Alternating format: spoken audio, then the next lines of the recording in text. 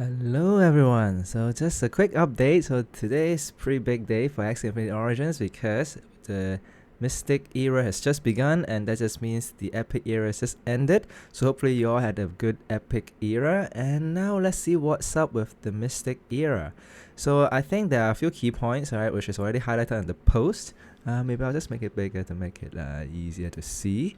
So basically, the main thing I think is really about the runes and charms of minting time is reduced from 7 days to 3 days, meaning actually during this new, I guess, Mystic era period, which is only 7 days, you can actually get the runes and charms that you want. And I'm not sure how I feel about it, just because I thought that the 7 days is really for people to like craft their own runes and charms, and just based on what they've crafted, then they get to fight for the leaderboard. But now I think it basically means that everyone can just buy, when I say everyone, I mean the top players can actually buy the runes and charms that they want in order to compete for the Mystic era. Okay, which is fine, but now I'm just thinking, how is it different from the, I guess, final phase, right? Because it just seems like the rule set is going to be the same anyway. But it is what it is. And then actually the other main thing is something called Mystic Moment, which is like a crafting mechanic. Basically is just like, I from what I understand is that there's like a maximum, a certain threshold, I think, right, where if you craft a certain number of times, then you will definitely get to a Mystic Runes or Charm. I think that's basically what it means. And also, yes, we do get a Mystic Runes choice box for everyone playing in the Epic era, so that's pretty good to start with. Like, so you can already start with one Mystic Rune. So it kind of level up the playing field a bit, because not every build will need like 3 mystics, right? So let's say some builds only need 1 mystic, then I think this already at least puts some players, or at least some builds, viable without having to buy the other mystic runes. Okay, and it does say it's very interesting that I think this is the first time they officially actually highlighted different type of archetypes, and then so in the top 100 we have quite a number actually, which is pretty good, because we have AoE, we have the Jinx, and then we have the Confuse, well, they call it Confuse Control, but basically it's the swirl stuff. And then Burn Sustain as well, so the hot butt stuff as well we see, and then we see the poison. I feel like I'm not sure how to feel about the curse card stuff, just because maybe those will not see play that much now that maybe the Holy Prayer is available, so we'll see. And then triple owl carry as well, which is interesting that they highlighted this. It's distinct from AoE, obviously. So, so this is actually something that they highlighted, which, I think we'll probably see. I think it's quite promising. AoE Jinx, I think Jinx is going to be very promising. Tiny Fan Sustain also, so this one is actually another one that you see quite a bit of also. Tassel is very interesting. Like Backdoor, so these two are the ones that I'm not actually too sure about, just because I haven't really seen that much success. But I guess Tassel got a bit of success, but Tassel should be probably control kind of Tassel. And Backdoor, I really don't know. Maybe I just haven't really seen that much of it. But I think Backdoor usually I guess I think of it as like Jinx as well, because usually it's like the Aqua hitting you at the back with the Jinx, but maybe it is just but yeah, I don't think they will call put it as the Pigeon Post stuff, right? Because Pigeon Post usually goes with the swirl stuff. So yeah, that's why this one is interesting. Anyway, there are other teams as well. So that's the Bleed Aggro, which interesting to make it in the top 100 in Epic. The Bubble Bomb stuff. So all these, I'm pretty sure we'll see quite a lot of play, at least in the beginning, at least in this actually Mystic era, because it's only 7 days. You can see only 7 days here, and so everyone will just be playing different things, and probably playing what they already are good at and what they have. So we'll see what kind of new archetype we'll see in the Mystic era. And then final era is going to be interesting. So I don't really see the difference between these two, because crafting reciprocated by era, right? So sure, right? You basically, for in this final era, you get to get more epic and mystic, but because you already have mystic here and people can already buy it, then it doesn't really make a difference, I feel, between the epic era and the final era. But I guess that's my opinion. Okay, so let's see what else has changed. So epic era, yeah, it's only 7 days as I mentioned. So all runes and charms are now available for crafting, and then minting time has changed. Okay, mystic moment I want to actually highlight a bit more.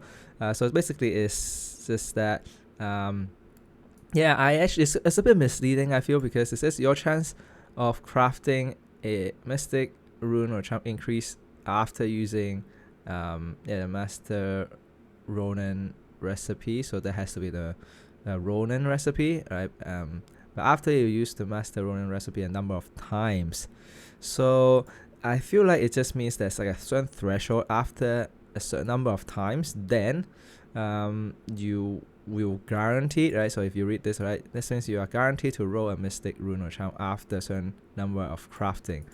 But the chance, I don't know if it actually increases, because it's not shown on the UI. I think there are people who crafted quite a number, but I don't think the percentages, right, that you see on the UI changes after many trial. And I'm not too sure if people actually found out what the number is, but it's probably going to be quite high, meaning probably above 50 or if not more. My guess is like 100 or something, but yeah, which is quite a lot, I must say. But it is a mystic, so I don't think you'll get it that easily. So probably not the first day. In terms of like getting to the threshold, or they call it the mystic moment.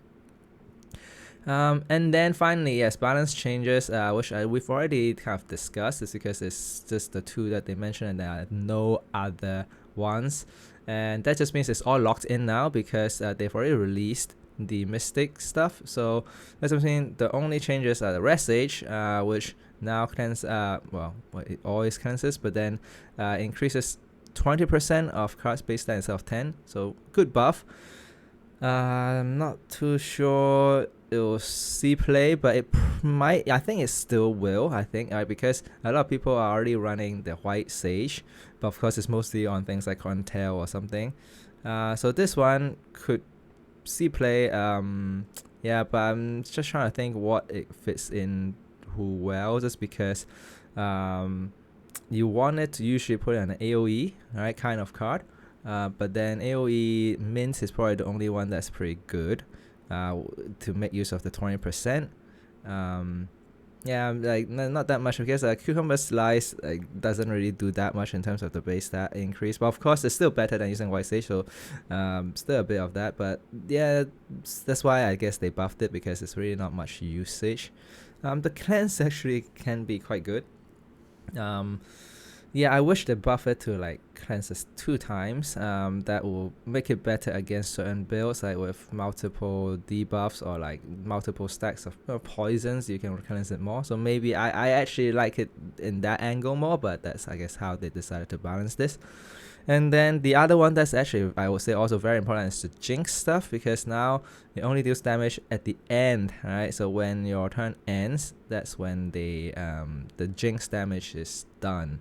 So definitely that just means it allows the back Axie, because it always deals with the actually it doesn't have to be Axie as well. I think it's unit, the back unit to survive for longer. And also, of course, you can play around it by playing like a summon at the back. Then your back Axie won't take the damage. So that's another way of playing around it. So it's a bit of a, I guess, nerf on Jinx, but still Jinx is just very good. Not just because of this like effects of the damage. Yeah, this poison, like not poison, but like the bad luck stack can be pretty strong, I think. But it's also about the disruption of the card draw. I think that is really the main effect of Jinx. And you can put Jinx in very easily, especially now with the Mystic Rune as well. I mean, Mystic Charm as well, the jellyfish one. So yeah, I can see that Jinx is going to be very strong.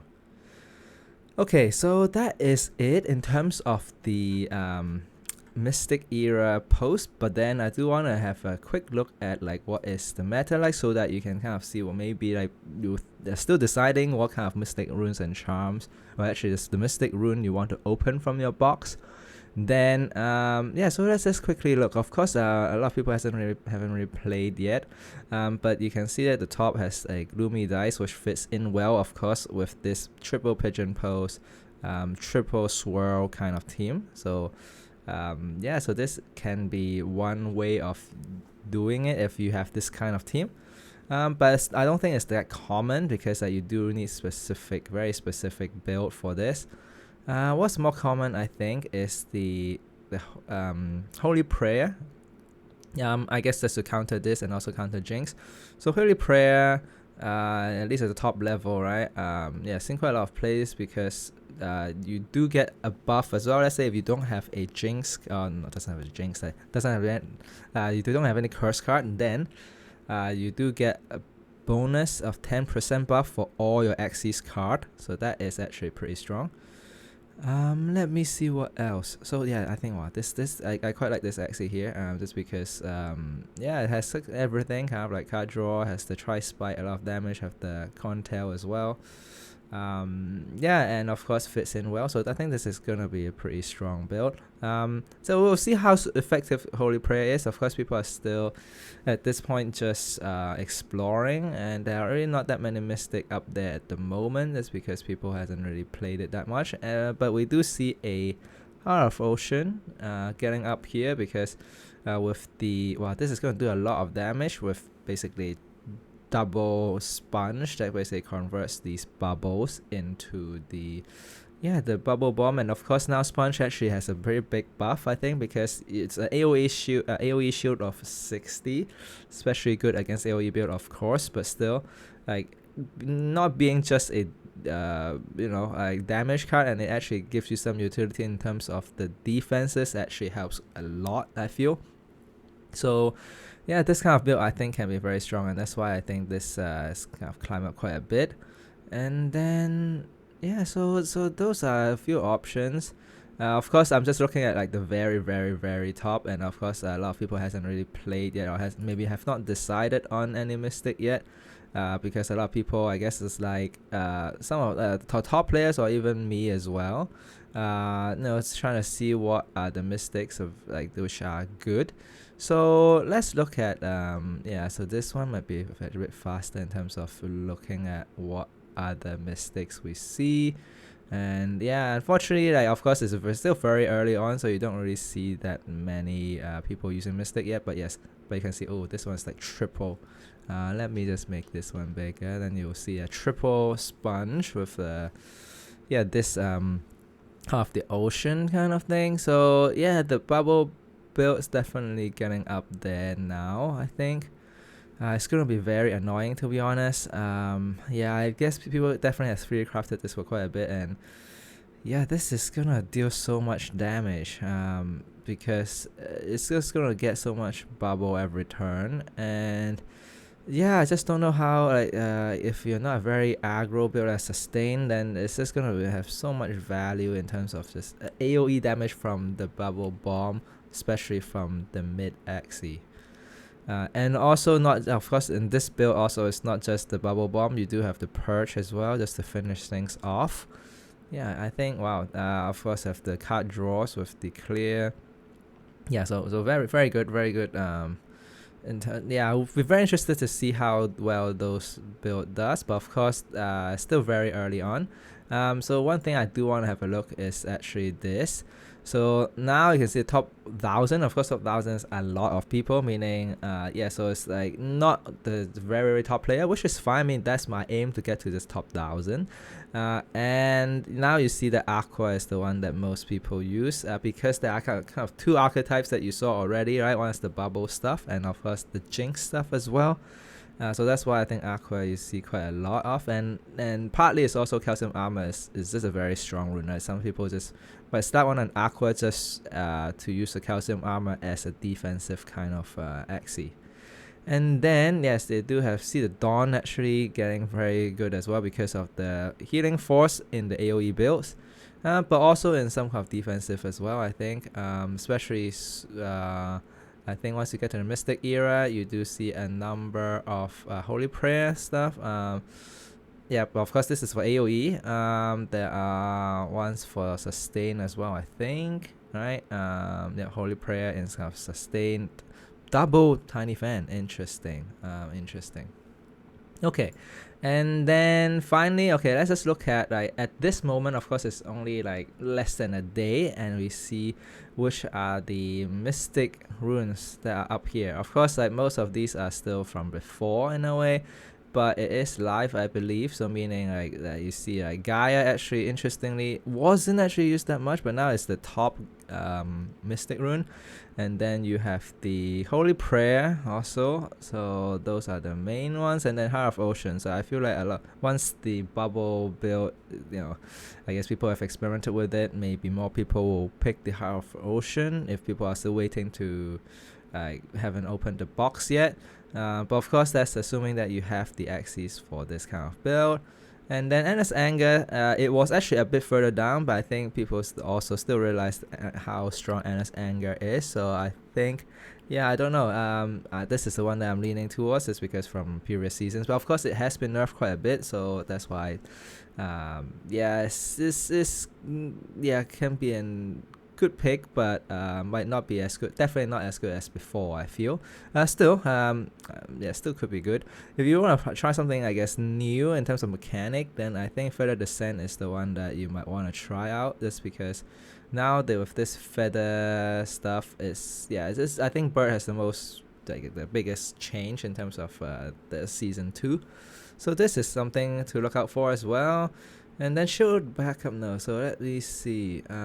Shield Backup is here. And then I'm just trying to see what else. Yeah, Gloomy Dice, not many people playing at the moment. That's because I think you do need very specific build. But I'm not saying, okay, this is the thing that I should highlight, right? It's like the power level it's definitely not highlighted from the usage, just because some particular runes requires very specific build, but they can be very strong in those builds. So you can see Collect and Protect.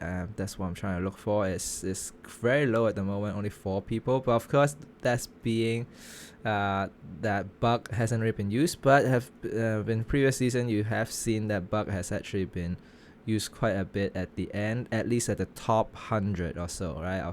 So you never know. Maybe we'll see a similar trend where you see the bugs coming up. So the Collect and Protect, but probably not the people's first choice. And Shady Exchange, interestingly, now is really not that good. The 3-turn stuff is really just making it a lot slower. So unless you're playing a build that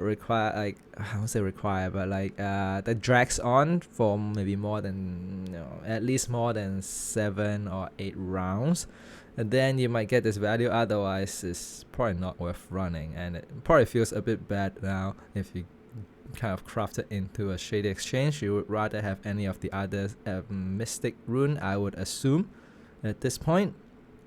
And I'm not so sure if I missed out anything. I'm just trying to look for the Reptile one, so which is the regeneration, right? Is it a regenerator? Not too sure if it's here or not. Maybe people hasn't played it yet. I don't really see it. So maybe is it? Oh no, sorry. Yeah, regenerator is here. Yeah, sorry. So regenerator actually quite high up as well. Higher than Endless Anger. Yeah. So and sustain, I think it's definitely very good. So it's something that I also would like to have, but of course can only have one. And so it's depending, of course, all depending on your build.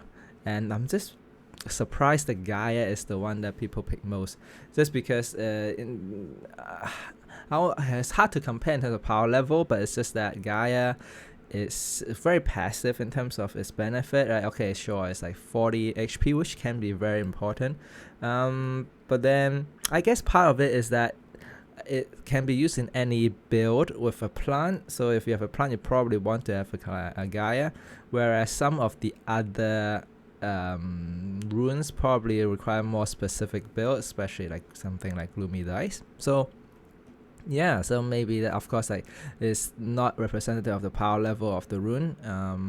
But I think ultimately at the end of the day, choose the one that your build fits, and also like ones that, like, I guess fits your play style and also one that you enjoy playing.